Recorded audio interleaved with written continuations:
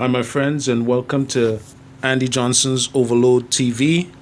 And today I want to talk about the phenomenal, the one and only Danny Padilla. Danny Padilla was born on April 3rd, 1951, and he was nicknamed the Giant Killer because he was able to defeat a lot of guys who were much, much larger than he was.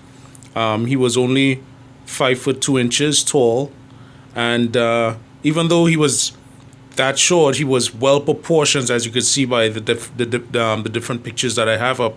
You could see that this guy was one of the best, well proportioned bodybuilders of his time.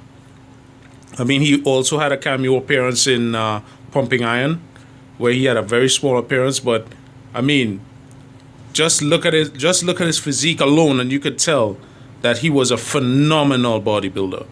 His body was just, everything was just well proportioned. For his size and for his height, he had everything in place. There was nothing, I don't think that he had any weaknesses.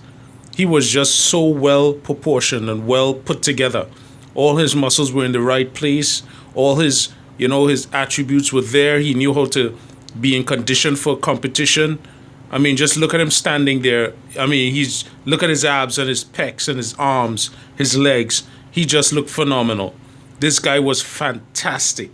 And he was one of the best short competitors of his era, maybe of all time. He was the original Giant Killer. And he had an extensive career.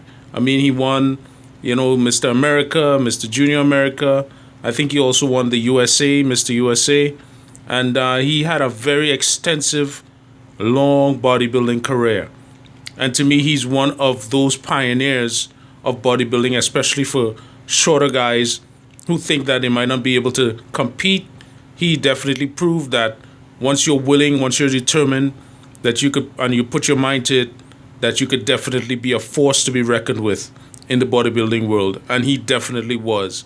I mean, just look at that arm right there. I mean, look at that peak. Fantastic. Some of the proportions that he had. I mean, compared to some of the bodybuilders today, some of them, they can't compare to this guy. This guy was a work of art. He was just a phenomenal person.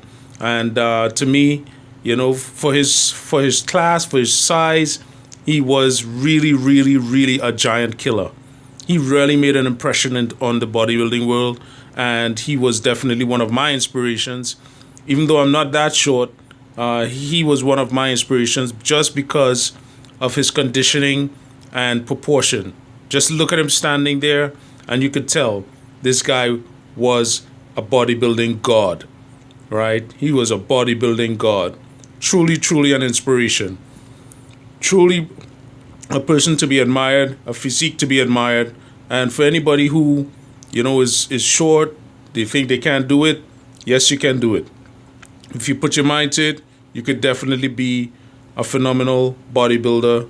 Or even if you just want to look good, it's definitely possible if you put your mind to it and you really put in that work in the gym and you put in that work in your diet, you'll definitely get there.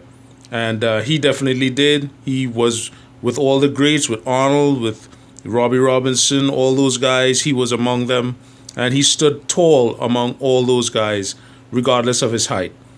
So this is Danny Padilla. I mean, just look at the different poses that I have up here of him. You could tell.